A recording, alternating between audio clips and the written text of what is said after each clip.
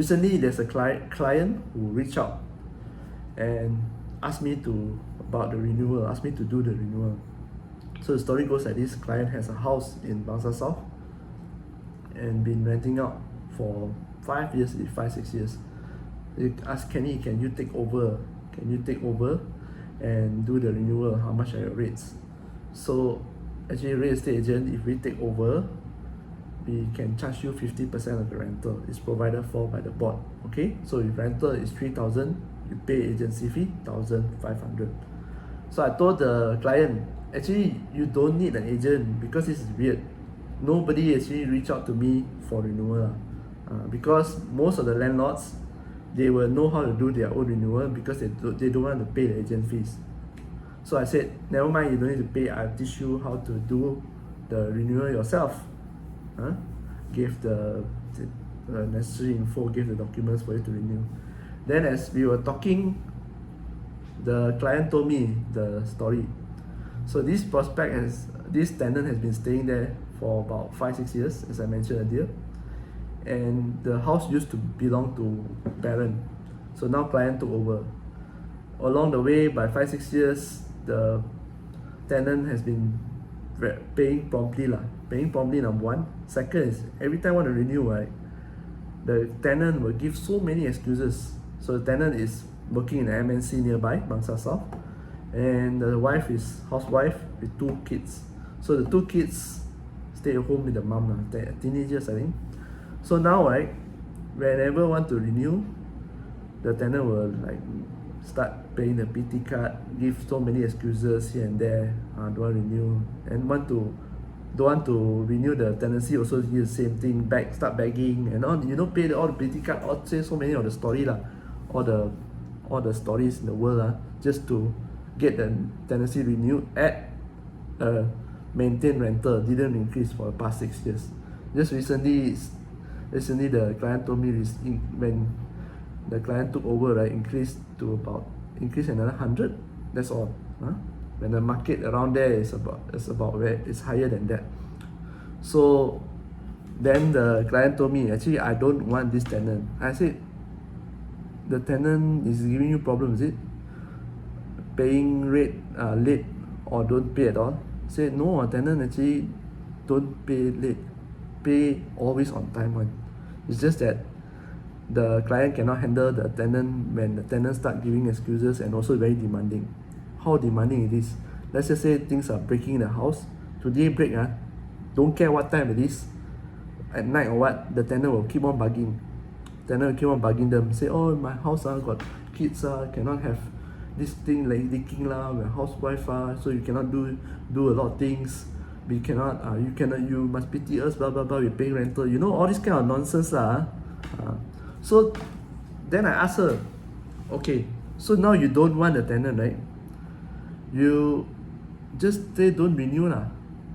Then she said, oh, okay, we are tried already, and the tenant still keep giving the PT card. So to me, right, this is not a case of the tenant actually bugging you. The tenant is paying well, the tenant is paying on time, and tenant is never late payment. It's just that these nitty-gritty things, they're bugging you. So if you don't know how to handle, it will disturb your peace. So it's a case of the tenant management only. Inside the tenancy agreement, there's provided for what is the landlord responsibility, what is the tenant's responsibility. So tenant has been staying there for 6 years, so the tenant should know what is the landlord responsibility, what's the tenant responsibility. But just that over time like this, 6 years like this, the client, parent, has always been a very good landlord. So today complain, tomorrow settle already. Some more they pay some more. Sometimes tenant pay some more they pay, they settle everything. So the parent has been like, never mind this one, just help the tenant. Every time like that, never mind, take for granted. So when you don't know your boundaries, this is the first lesson. When you don't know your boundaries as a landlord, the tenant will step on your head. Step on your head. Okay? This is a typical case of the tenant stepping on the landlord head. So actually, my my question to you is that you are the owner or that the tenant is the owner? You are the owner, right? It's your house, right? So if you don't want to renew, it's within your right to renew. If you want to renew at any price, also within your right. It's between mutual agreement, that's why it's at 1+1. So I ask again, do you want to keep the tenant or do you want to take over the house? Because the client mentioned, I want to take over the house, I want to move in. I say, okay, so make the decision. You want to move in or you want to get rid of tenant? Now the tenant actually just giving you problem because you cannot handle. So I shared with the client some of the ways that you can actually kick the tenant out. Number one is that, or kick the tenant out or manage the property better. Number one, you make sure you highlight again the agreement. Which one is your responsibility, which one is the tenant responsibility.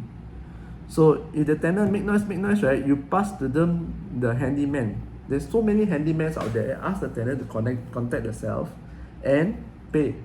Okay, if it's on tenant, things that is on tenant, pay. But leaking is under structure. Okay, if let's just say aircon put in gas and it's still not cold, it's under structure. It might be the pipe inside broke, or might be pipe leaking. That is structure, so that is under the landlord. Okay, but things like very small things are like the pipe got stuck, the light bulb fuse burst. These are small things. Even these small things, right, the tenant actually will bug her to replace instantly. Okay, so what you can do, right, is just to pass the tenant the handyman and ask the handyman to handle lah. Okay, that's one. Second is that it's your house, so you have to make a decision. I told the client, you have to make a decision. You really want the tenant go out? If the tenant go out, the tenant has been staying there for 5-6 years, and then how much rental can you get for that place? That place is quite old so can you go without rental or not if you were to ask the tenant to go out? If you can, then by all means go ahead. Or is it because you cannot handle the tenant actually bugging you, that's why you made that impulsive decision, emotional decision to tell the tenant that, okay I want to take back my place? No.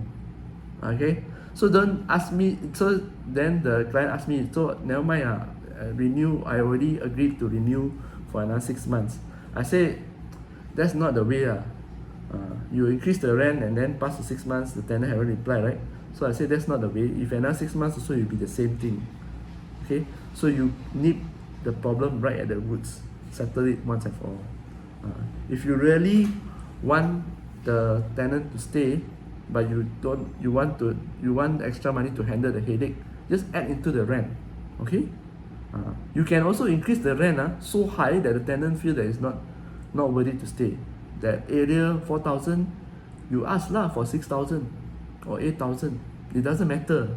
Okay, it's willing buyer, willing seller. Remember, if let's just say the tenant accept the ridiculous amount of rental that you propose, then you are the one asking for it, right?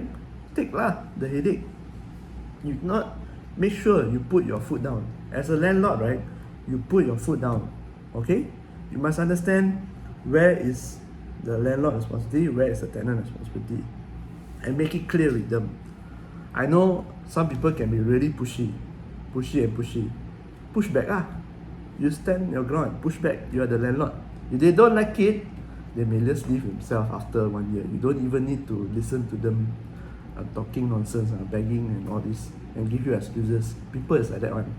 Across the board, everyone I've met is the same. Okay, at the end of the day, some people are just more pushy than the other and more storytelling than the other.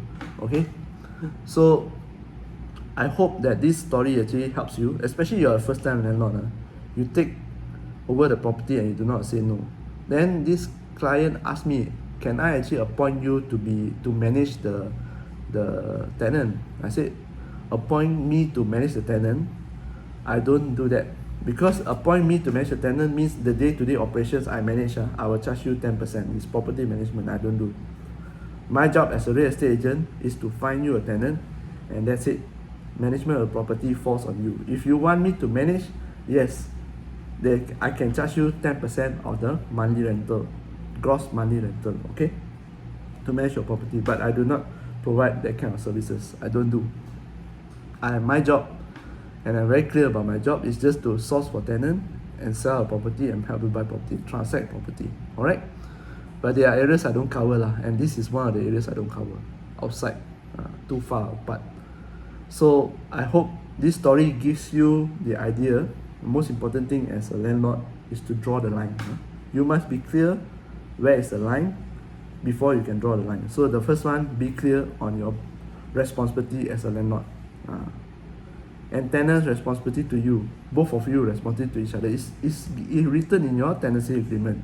Number two, if it's so headache to handle your tenant, you want to get rid of them, but they didn't do anything wrong, you can always increase the price in the tenancy agreement when the contract comes. Okay, you can always also take back. You don't have to give a reason. You don't have to tell them any reason. You say you want to take back the unit, that's all.